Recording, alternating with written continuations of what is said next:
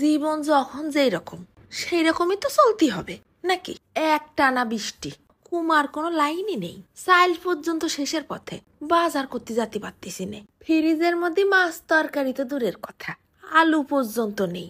এই বেলাটা খা, বিকেল বেলা দেখি বৃষ্টিটা একটু কমলি যায় ভিজে পুড়ে না হয় বাজার করে নিয়ে আসবানি। গুটি গুটি পায় ফ্রিজের দিক যায় দেখি খালি পড়ে রয়েছে 3টে ডিম, তাই বের করে নিয়ে আসলাম।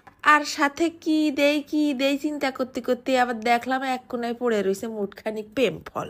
তেল ছাড়া আগে গরম কড়াইতে কিছুক্ষণ নিলাম নেড়ে চেড়ে টাইলে, তারপরে ফেলাই দিলাম হাফ চা চামচের মতন জিরেটাও আগে শুকনো কিছুক্ষণ নাড়িয়ে নেব, বেশ একটু ফাইন একটা ঘিরান বেরোলি। তারপরে ফেলাই দিলাম মিডিয়াম সাইজের রসুনের সবগুলো কোয়া। তারপরে আবার যাতে পুড়ে না যায় তাই ঢেলে দিলাম 1 চামচের মতন সয়াবিন তেল। বেশ একটু ঝাল ঝাল না হলে গামলা খানিক ভাত শেষ হবে কি করে, তাই দিচ্ছি 6-7টা কাঁচা ঝাল আর 4-5টা শুকনো ঝাল। শেষমেশ দিয়ে দিছি বেশ ধনেপাতা 7-8টা ডাল। নাড়ে ছেড়ে সুন্দর করে কিছুক্ষণ ভাজা হলে নিয়ে এসে ফেলাই দিলাম আবার শিলপাটার পর।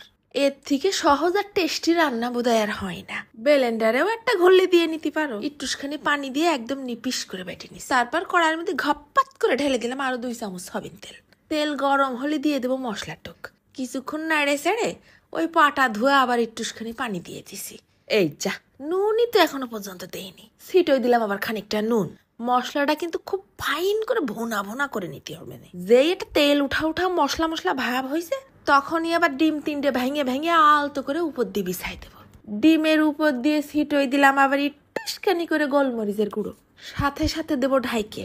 চুলোর আঁচটা কিন্তু একেবারে কমানো, আস্তে আস্তে ডিমটা সিদ্ধ হয়ে উঠতে লাগুক। এতে কিন্তু আর খুন্তি দেওয়া যাবে না। হ্যান্ডেল ধরে নাড়ায় দেখলাম থল থল করতেছে। আরো কিছুক্ষণ ঢেকে রাখি ডিমটা একটু মজুক। এইবার নাড়ায় দেখলাম একেবারে পুরোপুরি সিদ্ধ হয়ে গেছে।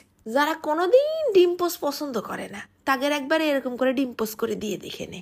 কয় না, কাঙ্গালেরে কোনোদিন শাকের খেত দেখাতে হয় না। শেষে দৈনিক কবে যে ওই বাদাম দিয়ে ডিম পোস্ট খাবো। গরম গরম ভাতের সাথে মশলাটা একটু মাখাই নিলাম, যে একটা ঘিরান বেরোচ্ছে গালে দেওয়ার পর বোঝা যাচ্ছে আসল স্বাদ। সরে যা, হা করে মুখের দিকে তাকাই থাকিস না, ভাত খাতিতে। এই টেস্ট বর্ণনা করা অসম্ভব। কড়া লেভেলে ঝাল হয়েছে, শালার ফেলেবার ডাকে। ওফ, ভাজা রসুন, ভাজা জিরে আর ভাজা বাদামের ঘিরা মশলা দিয়ে ভাত মাখায় কুট করে ডিম ভেঙে ভাতে ভরাই খাচ্ছি। সেই একখান স্বাদ লাগতেছে রে।